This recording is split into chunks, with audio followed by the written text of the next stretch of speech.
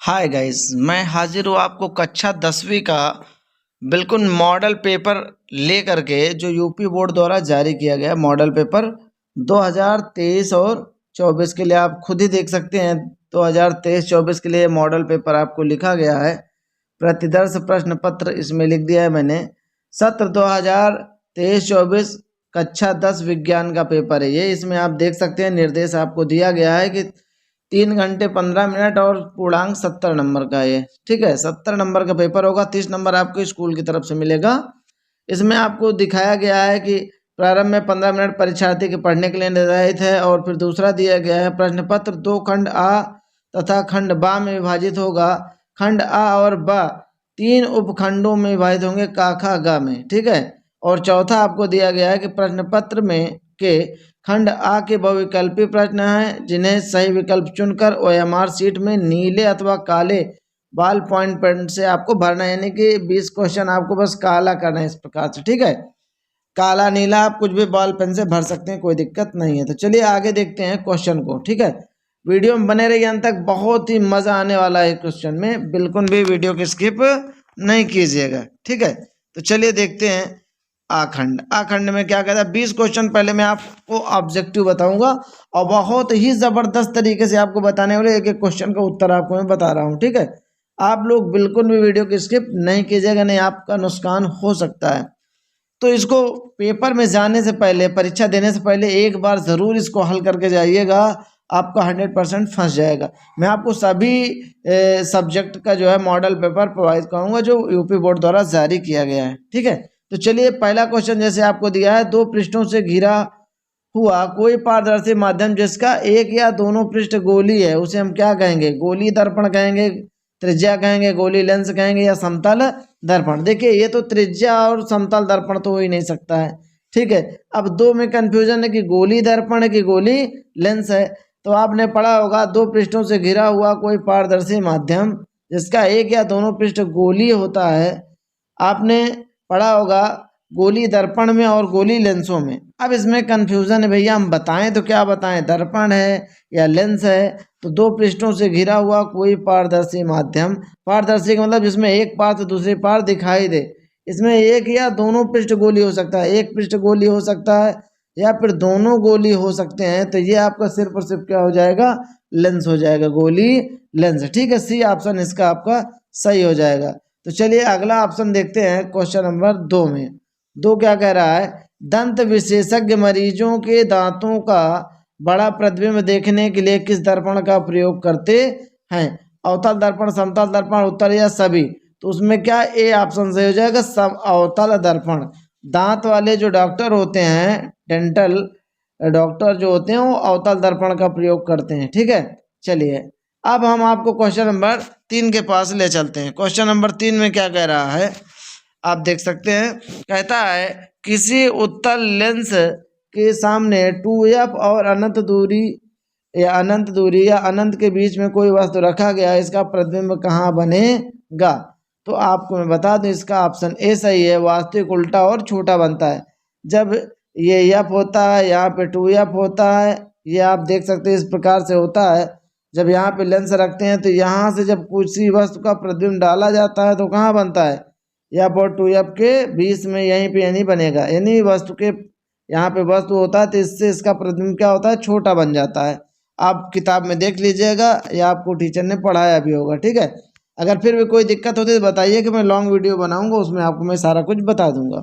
तो इसका option number A आपका सही हो जाएगा, ठीक है। दूसरा है मानव नेत्र लेंस की फोकस दूरी को समायोजित करके विभिन्न दूरियों पर रखी गई वस्तुओं को फोकसित कर सकता है। ऐसा हो पाने का क्या कारण है?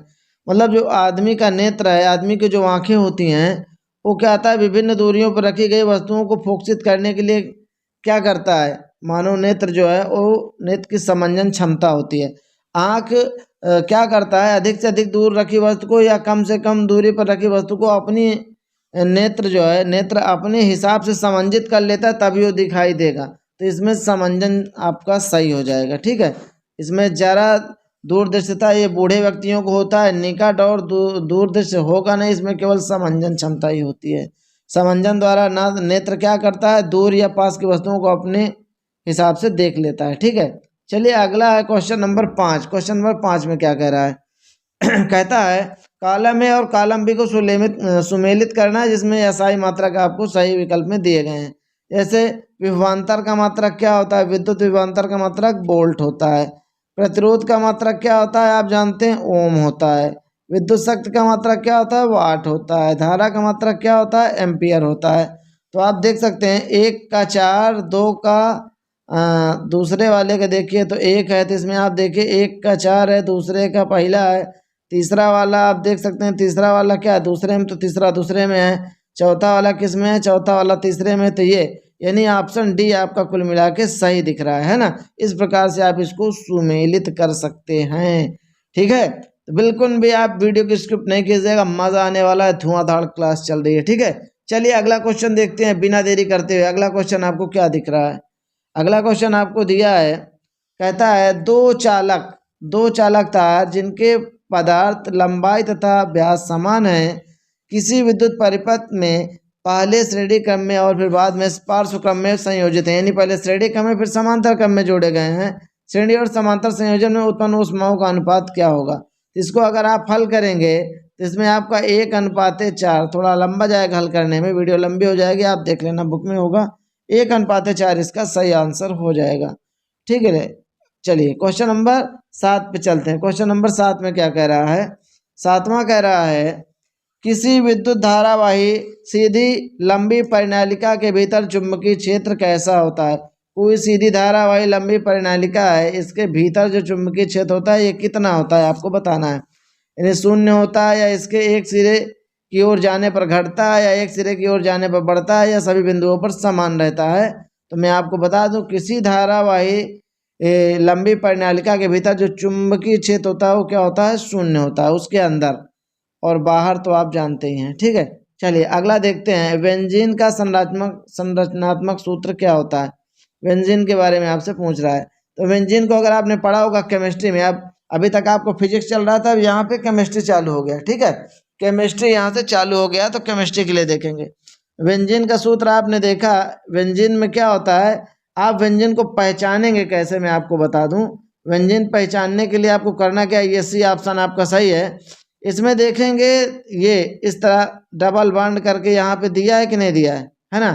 तो द्विबंध आपका एक मतलब एकल बंध छोड़ के फिर द्विबंध हो, फिर एकल बंध, फिर द्विबंध, ये किसी भी जगह हो सकता है, इससे कोई दिक्कत नहीं है। आप ऐसे बना सकते हैं, या इसका संरचना ऐसे भी देख सकते हैं। जैसे आपने देखा ऐसे सिंगल बॉन्ड, फिर डबल बॉन्ड, फिर सिंगल बॉन्ड, फिर यहाँ पे आप देखेंगे तो डबल बॉन्ड हो जाएगा, फिर सिंगल बॉन्ड, फिर आपका डबल बॉन्ड, इस तरह होगा। या देख सकते हैं एक सिंगल के बॉन्ड, फिर सिंगल, फिर डबल, बीच बीच में डबल बॉन्ड रहना चाहिए। तो ऐसा आप देख सकते हैं इन तीनों में नहीं है।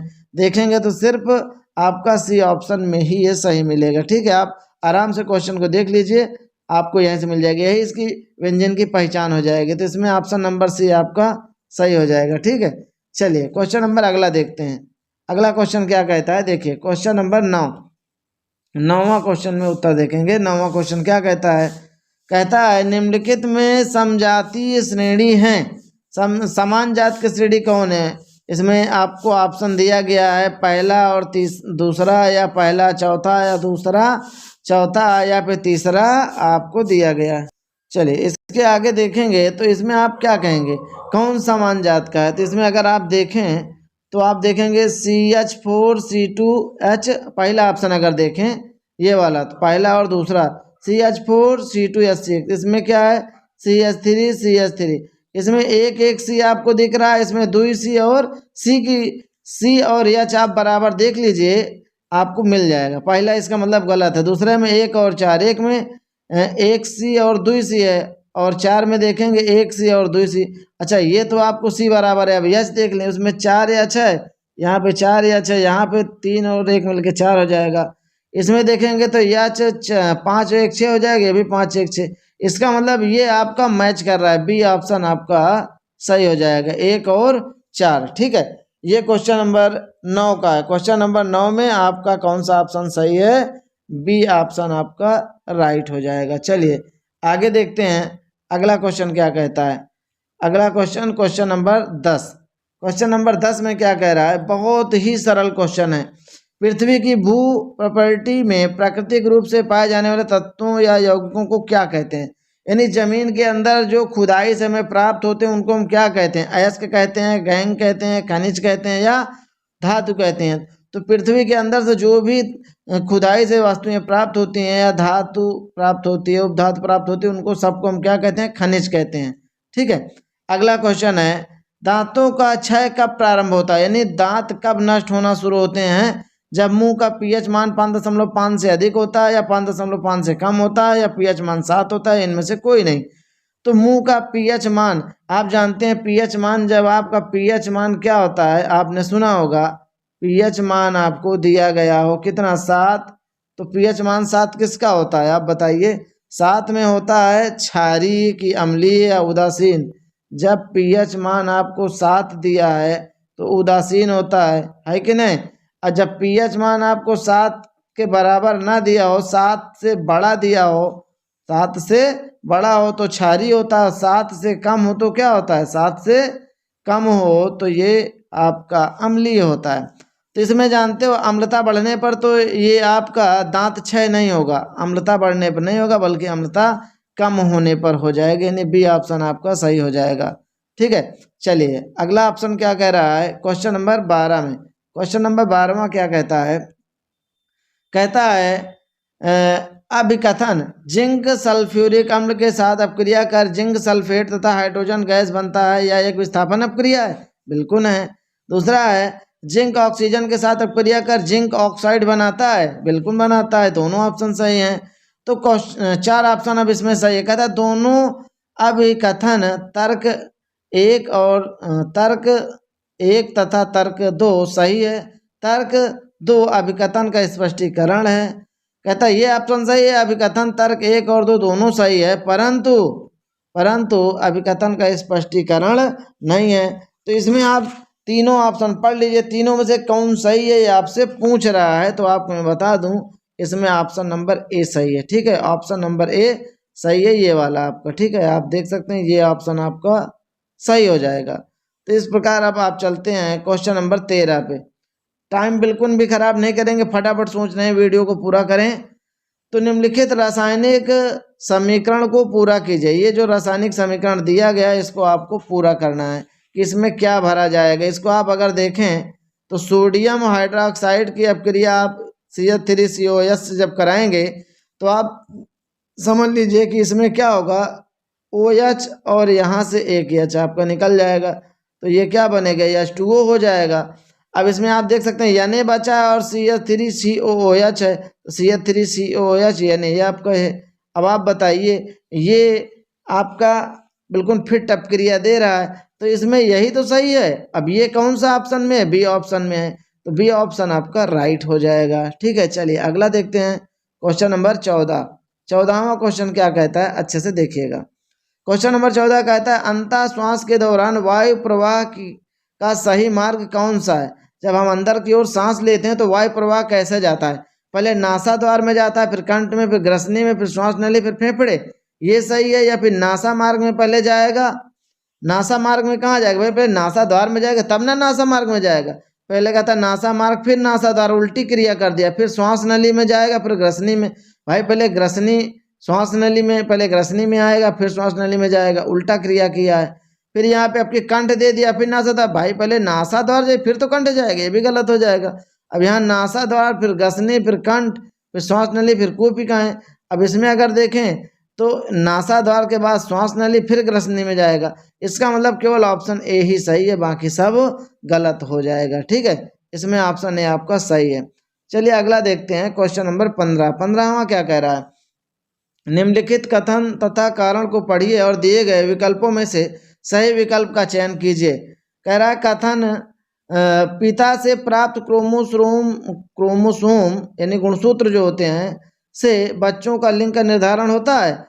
मानव पुरुष में एक X और दूसरा Y गुणसूत्र होता है। ये तो बिल्कुल सही है कि जो बच्चा होता है माँ को, तो उसके पिता की देन होती है, उसी के द्वारा निर्धारित होता है कि लड़का होगा या लड़की होगा, यानी कि पिता ही निर्धारित करता है लड़का या लड़की पैदा करना। तो इसमें कथन ने दिया है, कथन और कारण दोनों सत्य है, और कथन ए का कथन कारण कथन की सही व्याख्या करता है। बिल्कुल पहला ही ऑप्शन इसमें सही हो जाएगा, बाकी सब गलत हो जाएंगे। ठीक है, टाइम खराब ना करते, फटाफट आपको बताते हैं। चलिए एक क्वेश्चन मैं आपके लिए देता हूँ, एक आध क्वेश्चन आप अपने से कर सकते हैं, नहीं करेंगे तो कोई बात नहीं, एक आध क्वेश्चन आपको दूंगा, फिलहाल अभी मैं दिखा रहा हूँ इसको। चलिए क्वेश्चन नंबर 16 देखते हैं। क्वेश्चन नंबर 16 क्या कह रहा है, थोड़ा से माइंडेड है, वैसे ये पेपर में पूछा जाना मुश्किल भी है और आ भी सकता है।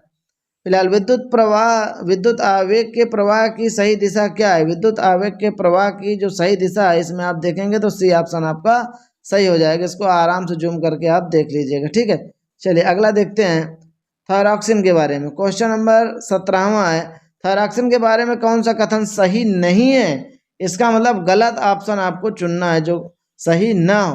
तो थायरॉक्सिन के संश्लेषण के लिए लौह अवयव है, थायरॉक्सिन के संश्लेषण के लिए लौह आवश्यक होता है, यानी लौह पदार्थ जो होता है वो आवश्यक होता है।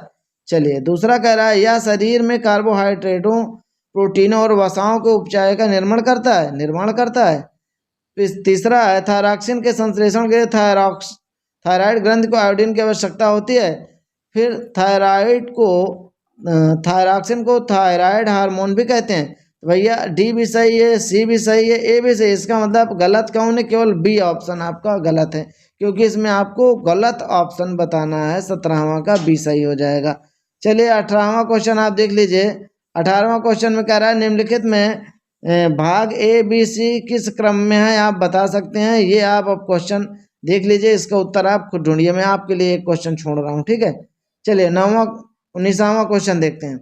19वां क्वेश्चन कह रहा है, जनन की अलैंगिक विधि से उत्पन्न संतति में परस्पर अधिक समानता होती है, क्योंकि जनन में क्या होता है आप बताइए। अलैंगिक जनन में केवल एक जनन भाग लेता है, बिल्कुल सही बात है। अलैंगिक जनन में युग्मज शामिल नहीं होते, बिल्कुल सही है।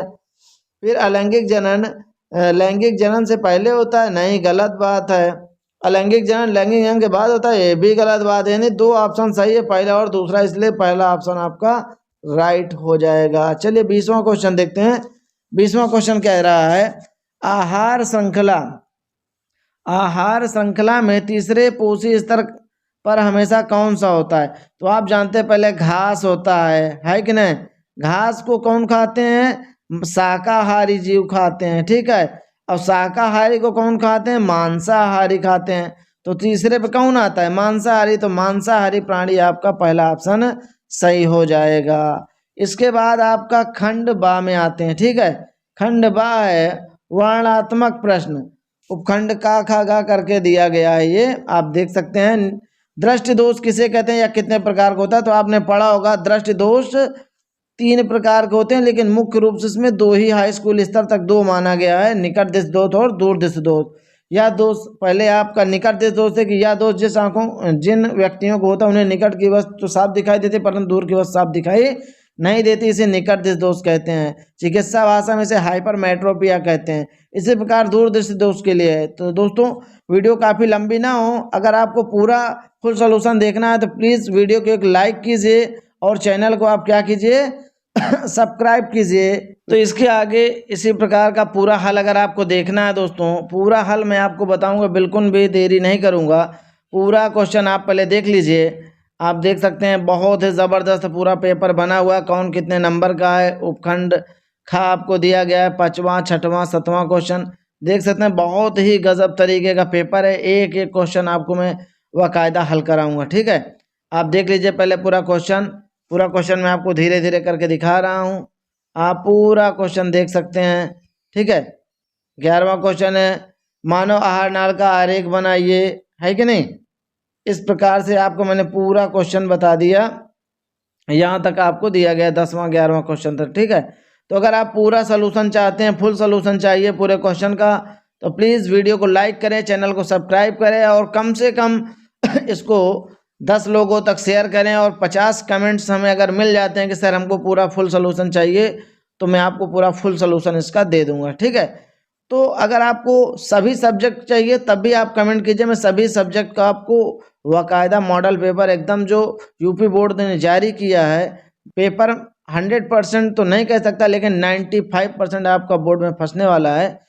इसलिए आप कोशिश करिए ज़्यादा से ज़्यादा लोगों तक शेयर करें और कमेंट कीजिए कि सर हमें पूरा फुल सोल्यूशन चाहिए या पूरा हमको पेपर चाहिए, हम आपको फुल पेपर PDF बना के भेज सकते हैं। तो चलिए मिलेंगे नेक्स्ट वीडियो में, तब तक के लिए टाटा बाय बाय।